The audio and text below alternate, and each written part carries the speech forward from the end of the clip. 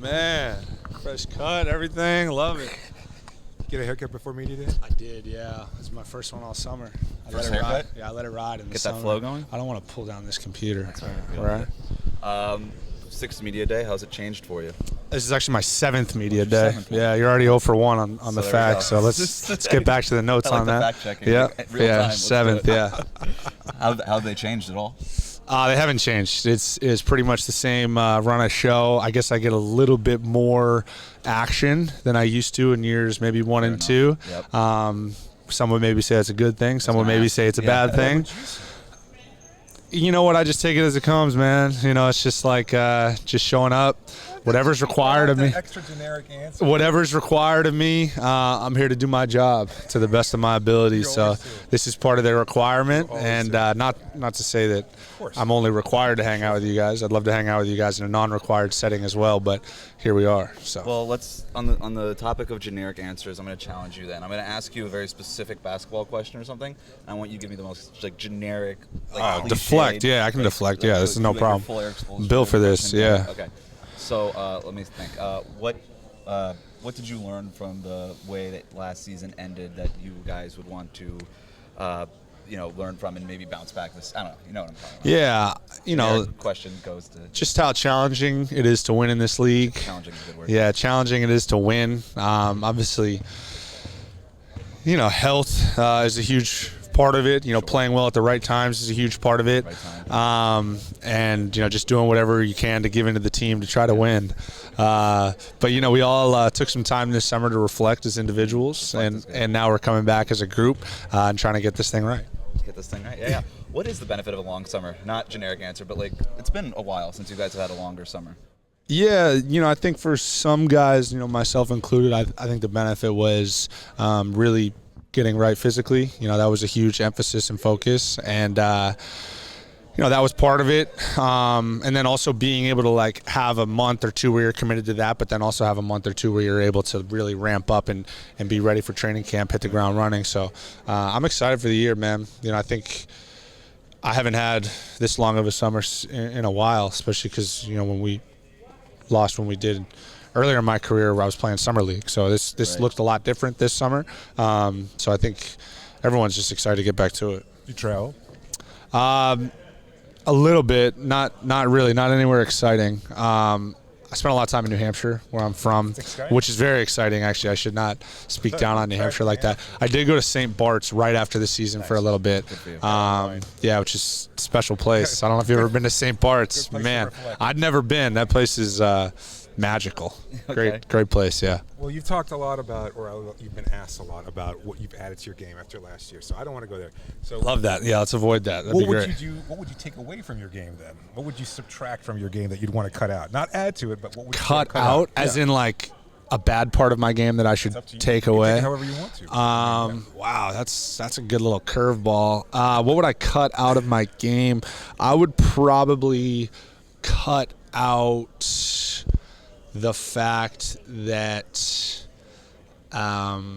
something to do with, and I've improved in this area a lot, but the mental component of, we're all human beings, right? You miss a couple shots, your mind starts to go to a place. Right. I wish I had the supreme level of confidence all the time. When I play my best, I have this freedom that you can almost watch and witness, a mental sort of clarity.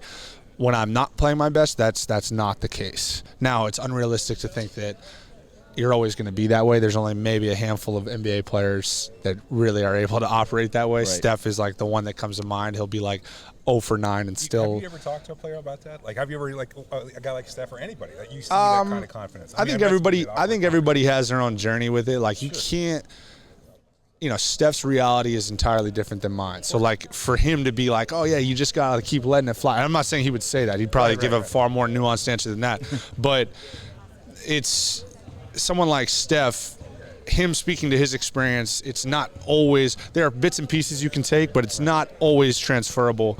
And I don't want this to become some, media thing about how Duncan, lacks confidence issues. Because I know. Because I think confidence – for me right now is at an all-time high. I mean, I think Ramona Shelburne's imposter syndrome. Yeah, I mean, look, they make right? for good stories, and this is no knock on Ramona. I love Ramona; she's the best.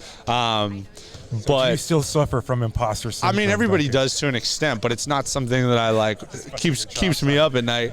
No, so what tools and things have you learned over your career to kind of get back into that confident headspace, maybe faster and stay there? Yeah, longer? I mean, I don't think it's always like when you say like a thing that you do, you know, like a mantra that you say. Yeah, for some people that might work. I think the other part of it is just you have years and you have a breadth of experience, and I really view that sort of stuff. It's a skill like anything else. So the more reps you have at, you know, going 0 for 6 and then, you know, making your next 4, the more you have those types of experiences to call upon, the better off you're going to be because of it. But you do tend to always bounce back, though. Like, I mean, everybody struggles, but I mean, I've noticed with you in particular, like, it doesn't take you long to get back into a shooting rhythm. Yeah, I mean, I think the one thing I've really learned is you just got to keep pushing.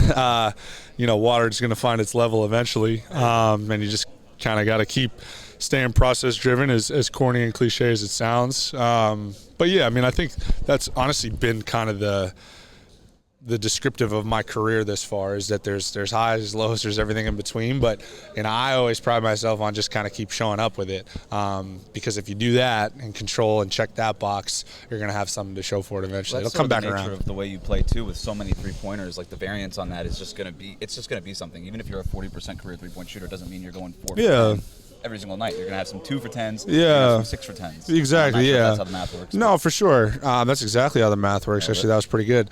I mean, you know, that's building the resolve too, to trust and believe that, you know, if you take a big enough sample size, I'll be right around 40, and learning how to kind of push through. Like, shooting is so fickle, right? Like, you go 3 for 10, you're trash. You go 4 for 10, you're world class. All right, well, what if that one shot rattled, hit every part of the rim and went out? You're going to get all bent out of shape because of that one rep. So having to, and that's something that, like, when you're a younger player, and understandably so, like, you don't necessarily maybe have the equity in the league that you built up or whatever, and you're stressing that 3 for 10 versus the 4 for 10 significantly more. I'm not saying that my urgency isn't high, but I just understand there's going to be 3 for 10 days. You know, that's just how this shit goes. So, what's the hardest 3-pointer to take and make? Because there's like a lot, like you have on the move, off a dribble handoff, coming off of a screen, and then they pass it to you. Stand still, wide open. Like, what's like the hardest one? The hardest one, I would probably say like the quick, like, catch high, keep high is the hardest one. Now, that's like a super niche sort of shot that not a lot of people shoot. I don't shoot necessarily a ton of them, but yeah, they're like the no dip. That's probably the hardest. Just from a form standpoint. Yeah, well, just from the limited amount of time that you're actually having to get it off, and it's not something that you practice frequently, you know. So, or at least a lot of people don't. I try to, but. I know you don't have you don't have any experience with any other team, but when you see a group like this that's been together for so long, how do you keep things from getting stagnant? How do you make those adjustments where that you can still feel like every year is a new start and a new approach, even as things are kind of still consistent in the background? Yeah, you know, I think something that's really going to help this year is I think everybody's coming in with a shared mindset. You know, we're all disappointed in how last year went. We all have high expectations for this group, and you know, coming into training camp, it's a great opportunity to be together, all together for the first time, and kind of put all those different you know, chips and motivational factors together, and try to collectively put it towards a bigger goal, which is the ultimate challenge. And you know, that's the NBA in a nutshell. How do you get, you know, everybody on the same page and try to develop this continuity? Just because we've been playing together, whatever, this group for the last whatever years, doesn't mean that continuity is just going to happen. It's got to be invested in. Does training camp in the Bahamas help? Like, is that a different? Yeah, mindset? for sure. I mean, I think being off site for sure helps. You know, no one can go back to their families or be off campus. Everyone's got to kind of, it's almost like forced camaraderie. Not that we need it, I know. But the reality is, like, this is also a profession, so you just get guys treating it like, you know, I'm going to work. I'm going to go back and be with my family, which they're not wrong for doing. But the teams that I've been a part of, you know, the best teams that I've been a part of, it's all felt a little bit different than just going to work. speed round because we're getting like the 1 minute warning here. Please. But if you had Nothing to do with basketball. Non-NBA job. Nice. Really nothing to do with basketball. Nice. What would you want to do? What do you think you could do? Well, I've had 4 jobs in my life. One of them was a basketball player, which you guys are all familiar with. Yep. My first job, I was a dishwasher at Rye General Store in Rye, New Hampshire. I actually got promoted to line cook by the end of the summer, which is pretty big. I was a golf caddy at one point. All right. That was 3, right? I said 3 jobs. That's 3, Yep. so Yeah, so that was those have been my 3. Yeah. No, but you said 4, including basketball. So basketball. Okay, yeah. I had another one in there somewhere. I think I might have cut lawns one summer or did like landscaping stuff. I'd like to run back being in a kitchen. This time I'd like to be an executive chef. Okay. I do cook. I'm not great. Breakfast is my specialty. Cook, the mixologist thing I know you were working on? Yeah, that's not really my lane. That was more forced upon me. Not your bag. But yeah, my bag is definitely in curating a fine dining experience. So I'd love to try to be an executive chef. I think that'd be fun. And then if you had to go on a road trip with any of your teammates, who would you pick? It's going to be in between Kevin Love and Drew Smith. Okay. How long is the road trip? From here in New Hampshire. Oh, Drew Smith for sure. For sure, Drew Smith. Oh, okay. If it was shorter, it'd be Burned out on Kevin? yeah. If it was shorter, it'd be Kevin. Just because I think you could power through like a nice 6-hour car ride with Kev, and he'd bring all sorts of entertainment. Drew just has the demeanor, the ability to kind of exist in different lanes that I think I'd appreciate, no pun intended, when traveling north. Nice. Yeah. That was Duncan, excellent. thanks so Yeah, much. no problem. All right, we'll see you soon, buddy. All right, have a good one. Yeah.